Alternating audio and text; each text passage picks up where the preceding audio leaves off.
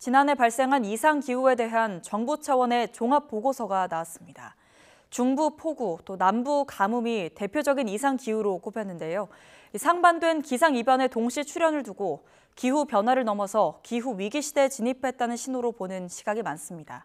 김민경 기상재난 전문 기자가 분석했습니다.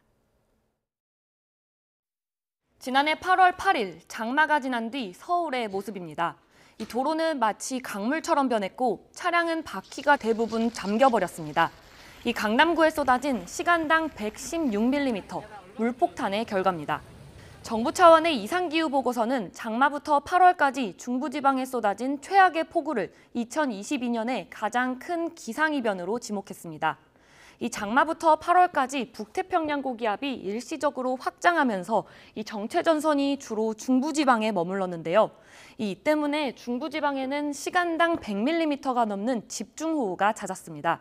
이로 인해서 8월 한 달에만 중부지방에 총 19명의 인명피해와 3,154억 원의 재산 피해가 발생했습니다. 남부지방에는 반대로 물이 부족해 가뭄이 극심해졌는데요. 6월부터 12월까지 기상가뭄이 계속되면서 1974년 이후 가장 많은 227.3일의 가뭄 일수를 기록했습니다. 이 전남 지역에서는 1,442헥타르에 달하는 농작물 피해가 발생했고, 이 섬진강권역 댐 저수율은 2022년 12월 기준 예년의 절반 정도로 이 심각 수준을 기록했습니다. 지난해 발생한 이상기후에는 때이른 6월 열대야와 7월 폭염도 포함됐습니다. 6월 하순에 중부에는 때이른 열대야가 발생했는데 특히 서울과 수원, 춘천 등 14개 지점에서는 이 기상관측 이래로 첫 6월 열대야가 나타나기도 했습니다.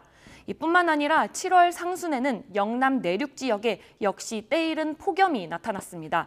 이로 인해 온열 질환자는 사망자 9명을 포함해 총 1,564명으로 전년 대비 13.7%가 상승했습니다. 또 우리나라에 영향을 준 태풍은 총 5개로 평년보다 1.5개 정도 많았고 7년 연속 9월 가을 태풍의 영향을 받은 것으로 나타났습니다. 특히 11호 태풍 흰남노가 거제로 상륙하면서 이 집중호우와 강풍으로 인명과 재산 피해가 잇따랐습니다. 지난해 폭우와 가뭄이라는 상반된 현상이 동시에 나타나고 초강력 가을 태풍이 찾아오는 등 이상기후가 빈발했습니다. 한반도가 기후변화를 넘어서 이제는 기후 위기 시대에 진입한 것으로 보여 이상기후 감시와 예측 역량 강화가 앞으로의 큰 과제입니다. 지금까지 YTN 김민경입니다.